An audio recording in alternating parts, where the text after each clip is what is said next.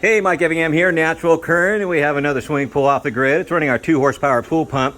We plumbed it in pretty far away from the AC pump. It was just easier to put a T in right after the automatic valve. It goes right over to our DC pump. It runs on the solar panels directly. And it comes out, hits a check valve so the water doesn't backflow if you ever turn the AC on for the spa at night.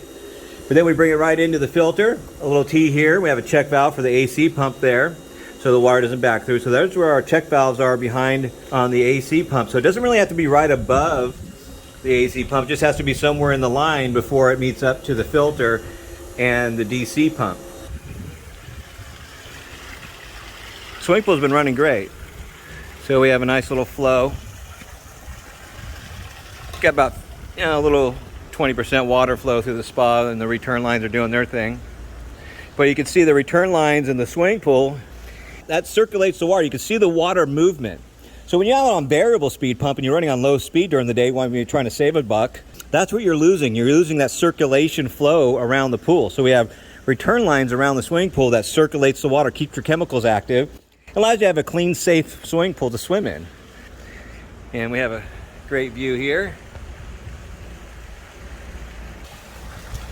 All right, and here's our second skimmer. Has good water flow.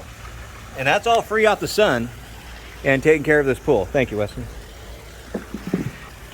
Nice circulation, and also the spa's running well, so you can see that. All right, we also did the fountain here. So now this is entirely solar powered. The solar panels are right up there. And you can see it has nice 4 return lines, and it runs great. Nice flow, different RPMs throughout the day. But here, even on a little nice sunny day with little clouds here and there, it runs fantastic. Nice and peaceful. This plumbing was the same way. Now, this one's also a hybrid.